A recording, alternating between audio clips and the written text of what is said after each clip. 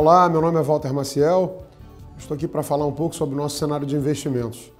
No final do ano passado, vimos advocando que o ano de 2012 seria um ano que iniciaria com uma redução dos riscos de cauda que predominaram o cenário, principalmente externo, no ano passado, notadamente a crise fiscal na periferia europeia, o crescimento ainda anêmico nos Estados Unidos e os receios com relação a um quadro inflacionário e de bolha de ativos imobiliários na China.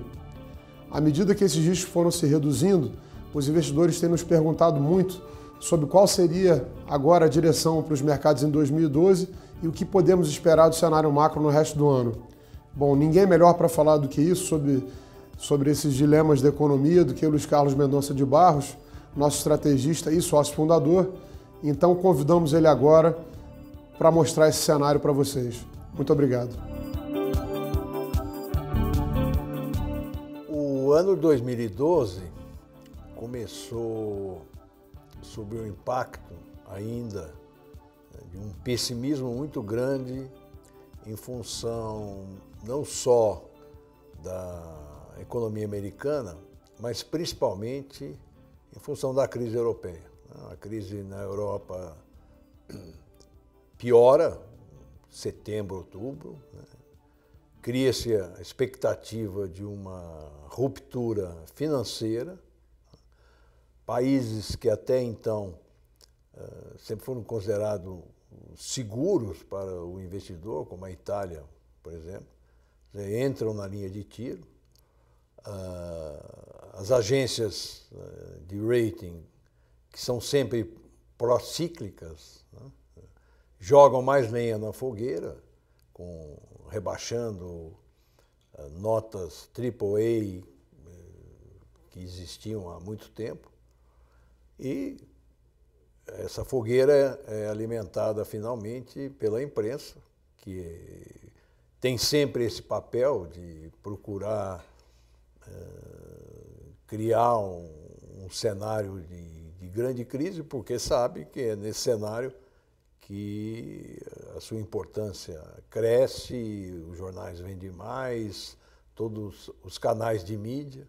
E nós tivemos aí realmente um período de uma marcha da insensatez, para usar essa expressão de um livro famoso, em que os investidores perdem a confiança na Europa, cria-se uma imagem de uma ruptura iminente de um projeto político de anos, 60 anos, para ser mais correto, e o mundo emergente, no qual o Brasil é hoje das referências, sofre com tudo isso. Nós aqui na Quest sempre procuramos manter uma capacidade crítica, de não entrar nessa onda de pessimismo, por várias razões. Nós tínhamos, reconhecendo a crise fiscal da Europa, principalmente, mas nós tínhamos alguns pontos de referência que nos permitiram navegar um pouco nesse período, sofrendo, porque a nossa visão não era a visão de mercado. Nós nunca acreditamos numa ruptura na Europa, mas durante vários meses essa nossa posição foi testada pelo mercado, mas nós mantivemos o nosso entendimento e, de certa forma, esse começo de ano e mais recentemente com maior clareza, a nossa posição começou a se mostrar uma posição vencedora. Nós sempre acreditamos na economia americana, víamos o que acontecia nos Estados Unidos como um período de cura, e tanto que usamos uma expressão em inglês que é mais forte do que cura, que é o healing, mas reconhecemos que este período vinha sendo mais longo do que a gente pensava. Na Europa, a nossa posição dominante foi exatamente por ser um projeto político tão longo, né? Um projeto político que começa logo depois da Segunda Guerra Mundial, que se acelera com a queda do Muro de Berlim, né? E o Muro de Berlim hoje dá para se ver como um momento em que a euforia dos políticos, né, com o colapso do mundo soviético, acelera o processo de integração na Europa de uma forma irrealista, né? Até essa época, né, 1990, 1992, esse projeto de construção de uma Europa um pouco mais unida vinha se pautando por um realismo político, que na prática era o seguinte: olha, a Europa vai ser uma região unida, mas temos que respeitar as nacionalidades que são muito mais longevas do que o próprio projeto da Europa Unida. Foi exatamente aí nesse exagero é que nasceu os problemas fiscais que chegaram a um ponto quase de ruptura com a Grécia, com Portugal, com a Irlanda. Mas nós sempre falamos que a força desse projeto político ia levar, ao longo do tempo, a uma convergência dos líderes e que tinham sido apanhados de surpresa com a intensidade da crise. Como a gente sempre fala aqui, não tinha um plano de voo para enfrentar a crise, mas esse plano de voo foi sendo construído e a última etapa, né, dessa tentativa de reganhar o controle da situação veio do Banco Central Europeu, que tinha acabado de trocar o seu comando. Apareceu um italiano que se revelou uma surpresa e que hoje é considerado, pela maioria dos analistas, realmente o responsável por essa mudança, né, que nós já vivemos hoje.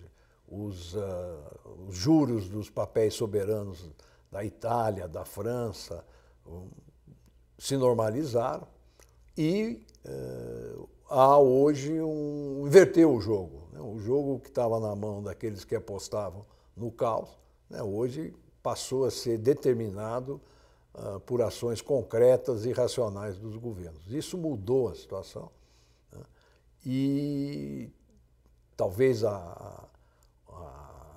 o dado mais importante para mostrar esta mudança é o chamado VIX, né, que é um índice de preço de volatilidade e, portanto, de insegurança dos mercados, que chegou a 35, 36, contra um valor histórico de 15.